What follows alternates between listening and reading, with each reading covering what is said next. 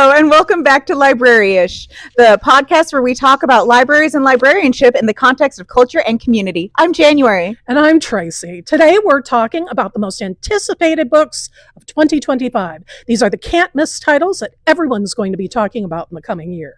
We'll also be talking about Butte County's most checked out titles of last year, and we're going to tell you about a fun way to share your nomination for Butte County's favorite books of 2024. So stick around until the end of the podcast because we're going to give you some great recommendations to add to your reading list. Let's get started.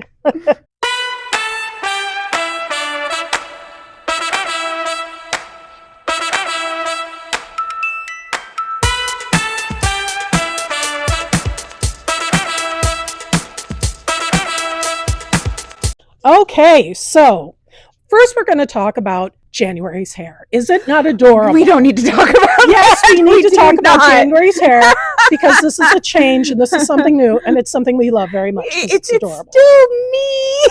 It's just Yes, it is you, but it's gorgeous. Thank you. It's so funny because I did the first time I cut it. I had a couple of patrons come in and not recognize me. There's been a gentleman up here in Paradise, so sweet, and I've been helping him every time he comes in using Libby because it's all new to a lot of people.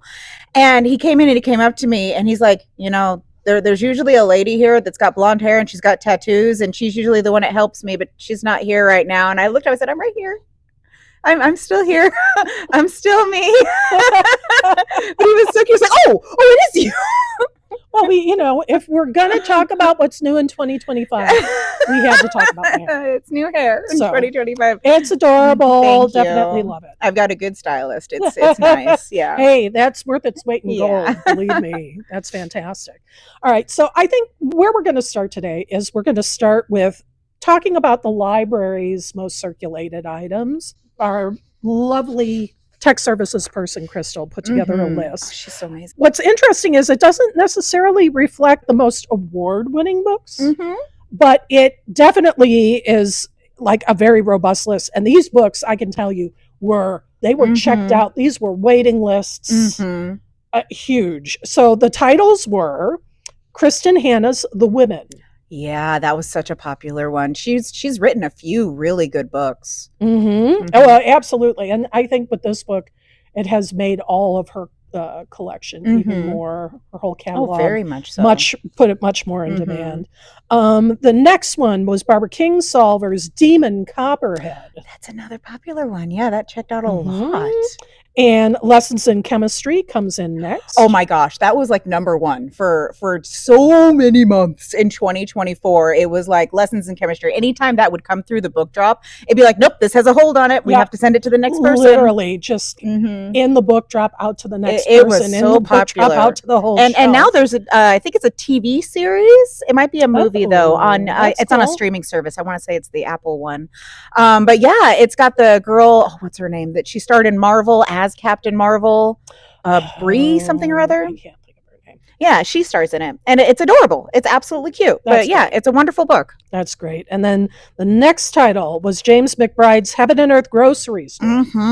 That's. You know what? That one was super. It was so popular that when we started doing the historical fiction book club over in Chico, the woman that's in charge of it, as we brought up before, she's amazing. And she contacted their local library for information. She made sure that book, which at the time was in super high demand, she made sure she had a good stack of them so her book club was able to, read that one. Well, that's one of the reasons why being part of book club is so great, because even if you can't necessarily get a book through a regular hold system, you're part of the book club cycle, you may be able to actually get your hands on a copy of the book. Oh, and the people that are in charge of the book clubs, oh my goodness, they make sure you get those books. Like they go through the library collection and they pull those, any donations that come in, they're like, yoink! Yeah. And that's it. They make sure that the people that come to the book clubs have the book so they can discuss. And to the best of their ability. What is it called? Beg, borrow, and steal. They make sure those books are there for those patrons. I love them.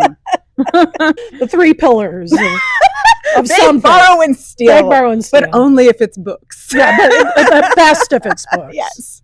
And then the fifth of our most checked out books here in Butte County was John Grisham's The Exchange. His books always check out so well. He's got so many. He's one of those authors that just has an uncountable number of books.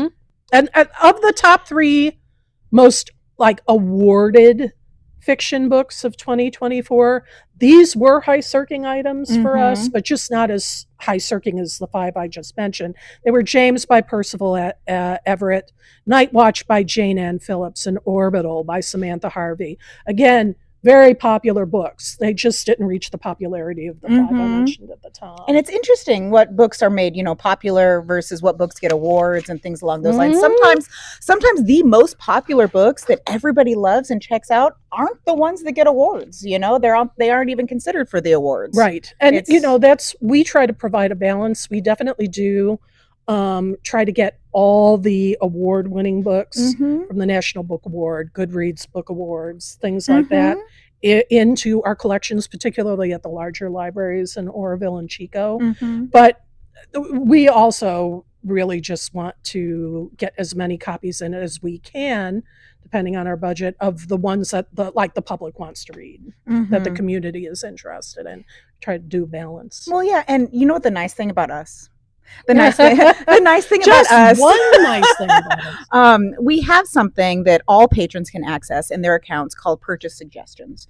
And these, no, I know it's got the word purchase in it. You're not buying anything. Don't think you are.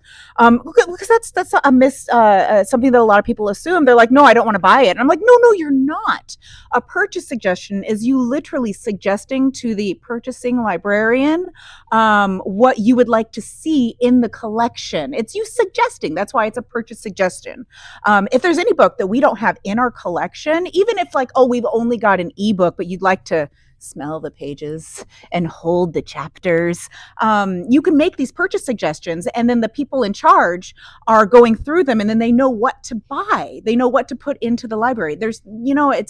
We don't know what you want until you tell us. Absolutely. And the more purchase suggestions that we have for an item, the more likely it is going to get purchased. So definitely feel free, and you can access that through the catalog, through your account. If you just go to our website and use your library card number, that's a way you can from home put books on hold, look through the catalog, see what we have. I have access to all sorts of things. You would also need your 4-digit PIN, and if you've forgotten, super easy peasy. Just give us a call with the library card number, and we can fix that for you, like lickety split. Not even a big deal. That's absolutely. So, yeah. So that's all of that. So now let's cover quick the nonfiction books. Okay. These are not necessarily these don't necessarily have the same circ numbers, but they're very popular.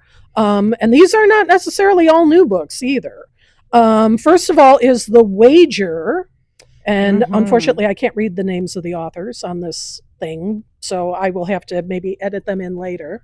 I looked over because we're in Paradise Library, and we're surrounded by books that are on sale. I'm like, maybe we've got one. Maybe we have a copy. I don't see one. Yeah. So The Wager was number 1. Atomic Habits was number 2, which is a great book. It's usually in our Reach section. Reach and in the regular self-help section. We're going to be doing a whole podcast about self-help coming up soon, so look out for that. Stay tuned. And share, subscribe, so you know what we're doing coming up, so you get notifications if you're on YouTube and things like that, or just subscribe if you're on one of the other YouTube one of the other podcasting platforms, because we like you. We're happy. We want you to see what we're doing. Just as you are. Yes. Da, da, da, da, da, da, da, da. And then the other one is another thing I can't read because I made it too small. And then number 4 is Our Immigrant Souls by Hector Tabar. And number 5 is How the Word Is Passed by Clint Smith. That one is so heartbreaking. Yeah. That one discusses the history of slavery. Yeah. It's a professor who is taking a tour of the plantations and the history. And it shocked me, and it shocks a lot of people how blatant it was accepted back then, and the stuff that they've got now, and what it was like in history. And the author does talk about, he talks to a couple of white middle-aged women, and he's like, what do you think? Because they took the tour through the same plantation, and they're like, we are really shocked. We didn't realize it was as bad as it was, and it was acceptable. Well, and that's sort of a new thing that's happening now with these plantation tours. Mm-hmm. 'Cause it used to be they would just sort of talk about the rose-colored glass perspective. Look how pretty the plants are. Of, the antebellum period and so forth, whereas now there's a different perspective that is entering sort of these facilities, and it's about time. You can't just pay attention to the pretty side of history. You can't. No. There's nothing is just black and white. There's shades of gray all over everything, and if you don't analyze all of it, you're not learning. Yeah, how are you supposed to improve, right? If you don't face facts? I mean, and I understand history is always written by the winners, but as adults and as human beings and as intelligent human beings, it's our job to learn everything about it, not just the pretty stuff that we're told is acceptable. Yeah, I think wanting to grow and develop in a positive direction is a show of strength, not weakness. I think it's a weak position to not be able to look yourself in the face in the mirror and say, how can I improve? I mean, look at a book like Atomic Habits, which is all about like, what are the best ways that you can improve if you've been resistant to improving yourself. Perhaps the whole idea of setting goals, which has become very popular with hustle culture and things like that. Perhaps systems are what you need. Perhaps you need to help yourself understand how to get something done rather than just know you want to get this thing done. And I think if we want it, that goes for you as an individual, that goes for you as a nation. If what you want is to improve the conditions of everyone, then you have to take a hard look at what's going on and figure out what systems need improving to achieve the goals you want. Very much so. So I don't know. Anyway, so the top 3 awarded nonfiction titles of 2024 are Soldiers and Kings, Survival and Hope in the World of Human Smuggling by Jason De Leon. I'm looking forward to reading that one very much. We have it on order. It should be coming soon.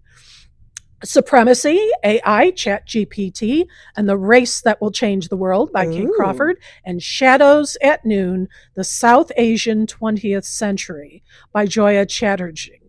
I'm sorry if I said that name wrong, unfortunately. We forgive having you. A difficult time. We forgive you. Thank you. I'm sure But so that's those are the 3 books that have been the most accoladed over the last year. The 3 nonfiction titles. So lots of good stuff in nonfiction. All right, so now we're moving on to the top 5 checkouts of YA fiction. I'm sorry. I'm giggling because I saw this list and I'm just... Yeah. I mean, again, this is not new titles. Yeah, no, I love YA. We've done an episode on this. I love YA. You can check it out. It's on the channel. Yeah. And one of the most checked out books, which just makes me laugh, is Twilight. Still. By Stephanie Meyer. Still. That came out so long ago. I mean, it's number 6 or 7, but right. It's still on the list. She's still cooking. And I look down at that and I'm like, still? I mean, it's hard to know. Was that just because it was checked out so many times so long ago and the tide hasn't risen to meet it? Maybe. I don't know. But it's still there. I mean, that's supposed to be, this list is from the last year. Edward and them Cullens is still kicking. I mean, shiny, sparkly vampires. So the 5 books are Ballad of Songbirds and Snakes, Hunger Games, Powerless, Catching Fire, and Mockingjay. So the 4 of those 5 are Hunger Games. They're all Hunger Games universe. They're all... Powerless has been rising in popularity because it's not by the same author. It's not by Suzanne Collins, I think it was.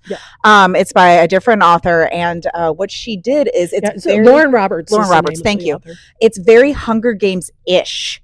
Like, I was reading it and I'm just like, why does this sound so familiar? It's but it takes a girl in a world where everybody has a power.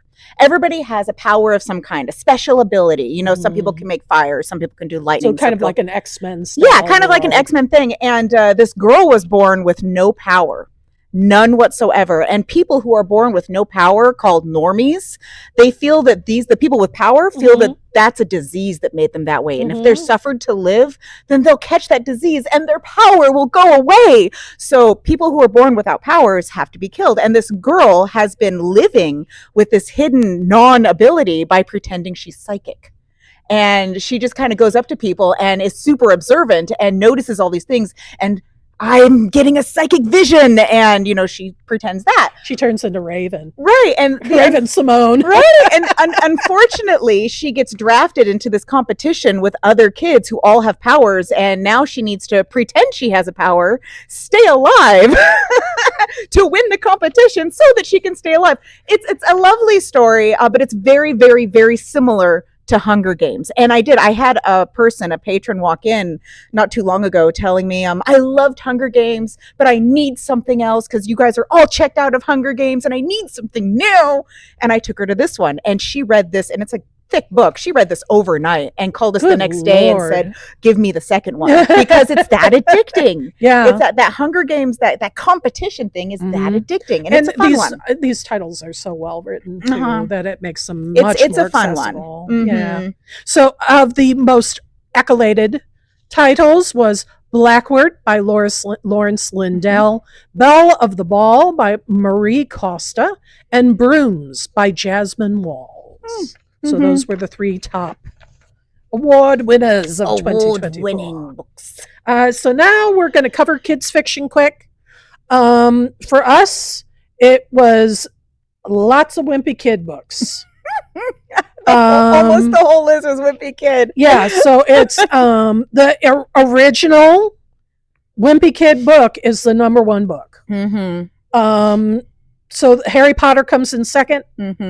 Cabin Fever, Wimpy Kid is third. Diary of a Wimpy Kid Old School is that the one? Old School? Yeah. And The Bad Guys is number 5. They're actually coming out with a new movie, The Bad Guys. Yeah. So whenever the movies come out, the books go up in popularity. Yeah. Kids are like, oh, that does exist. I want to read it. And they come and check out those books. And it just shows, I think a lot of this is comfort books, people passing on books that they read. Family members, like older siblings and parents, read these books, are passing on the interest in these titles to their kids. Because like the award-winning books are totally different.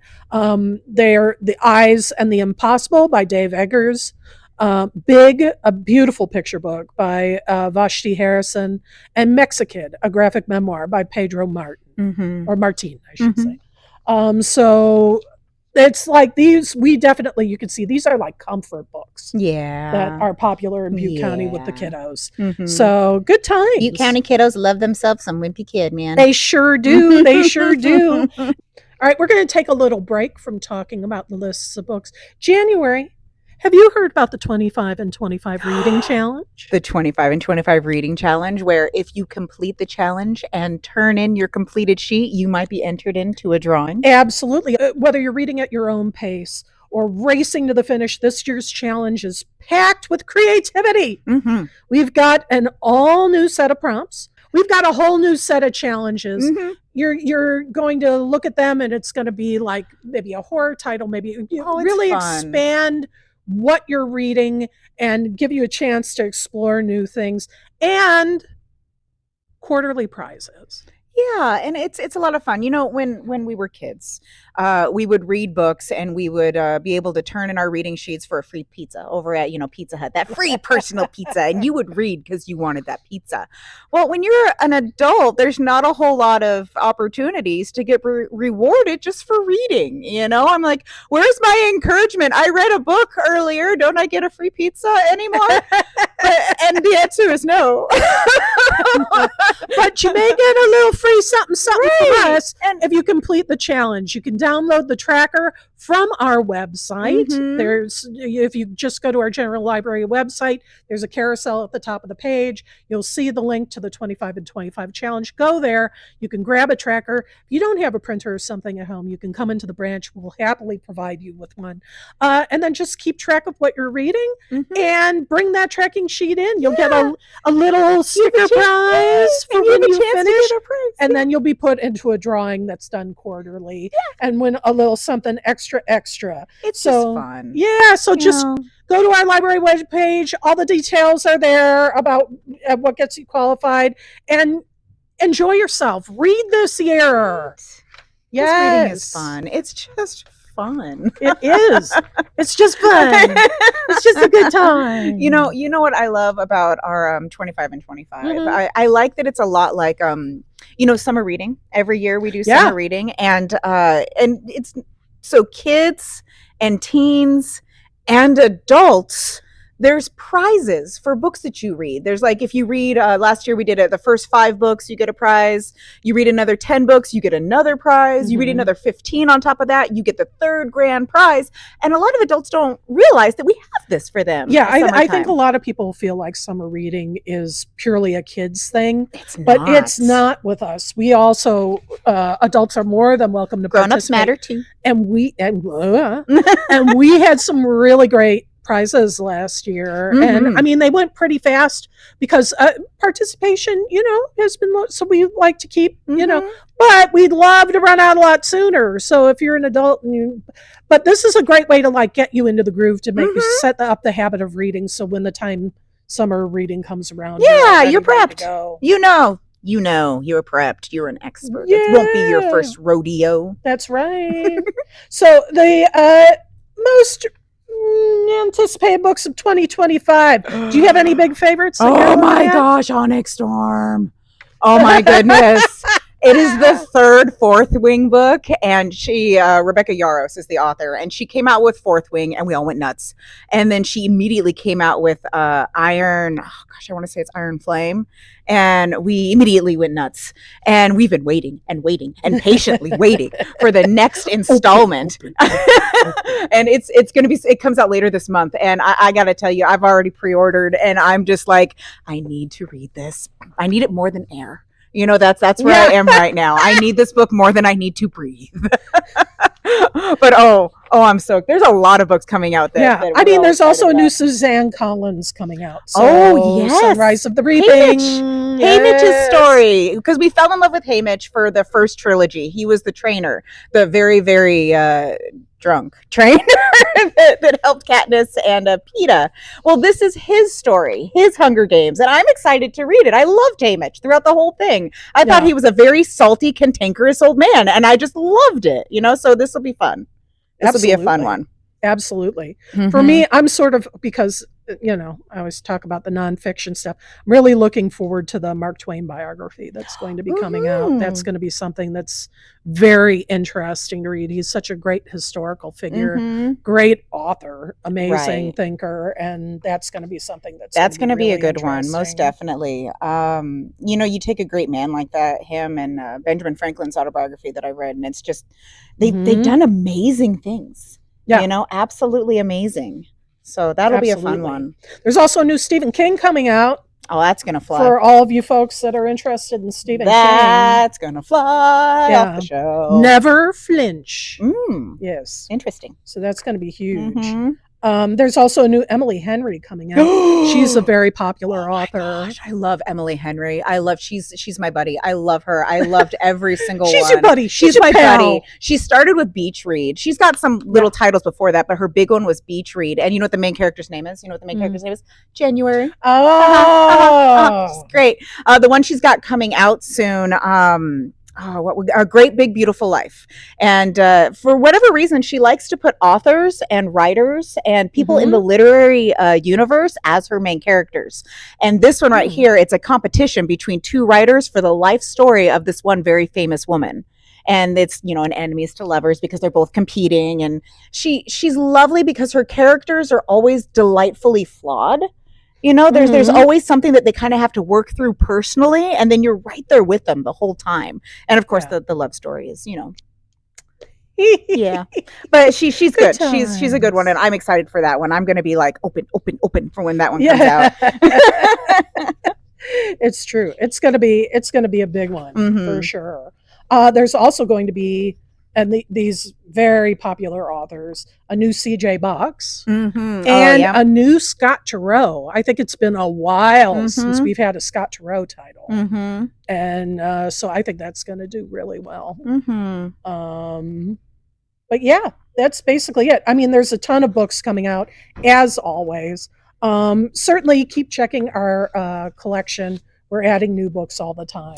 Oh, yes, very much. And remember, if we don't have a book that you were hoping for, don't just close down the window and go to Barnes and Noble. Give us a purchase suggestion. Let us know, because we don't know until you tell us. Exactly. Mm-hmm. And the more people that suggest a book, the more likely it is we're going to purchase it. Mm-hmm. Also, I do want to mention we can talk about the kids a little bit, because we didn't talk about that. So there's going to be a new Misfits graphic novel, which is great, and a new Mo Willems. Oh, the pigeon! It's a pigeon book.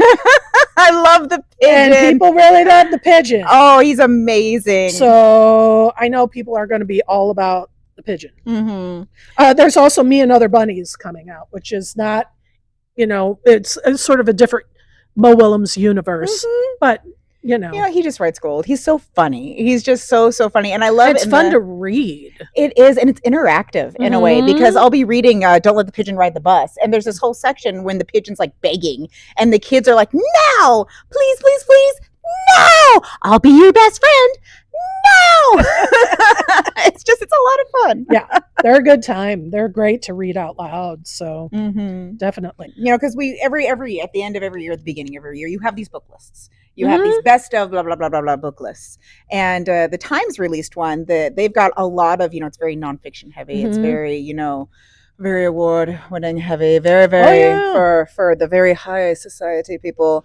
And then you got Goodreads. And Goodreads is just what everybody loves. It's just the popular ones. So like you'll have the very, like the Migrant Souls and stuff like that would be on Times. Whereas, Emily Henry is going to be on Goodreads. Well, it is funny because you've got, what kind of book lists do you have? You have Time, you have Goodreads, you have Oprah. Oh. Who's like, you've got the Barnes and Noble stuff, which is what we referenced today. You've got there's all sorts of lists. And they've all got different books on them. They've got different books. I mean, there's some overlay, but not a whole lot. Like, I was looking at Oprah and I was comparing that one with Times and Goodreads.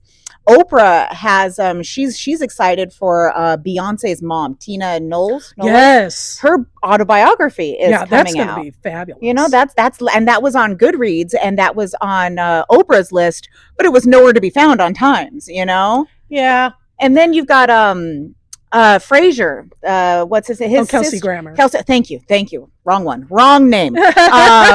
Not that, Kelsey Grammer's sister was murdered by a serial killer when she was 18, and that one was that book that is coming out. I forget the title of it, but that one's coming. It was on Oprah's list, but it was nowhere else. Right. So it's interesting how these books are listed on certain lists, but not on others. It just depends on preference. Right, and I suppose that's the thing is, finding people whose tastes are similar to your own, finding sort of that channel to be able to source books that you want to read. Say if you're looking for things for the 25 and 25 challenge, you're not quite sure what to look for. Finding these most anticipated lists is a really good way to go to find titles that you'd be interested in reading. Very much so. Then you suggest them to us and then we can buy them and then you can come and pick them up. And then you could always, if you found a title and you want to read it with other people, we always have that program, Book Club in a Box. Yes. And we've got, I know Lessons in Chemistry is in there. I know the grocery store, Heaven and Earth grocery store is in there.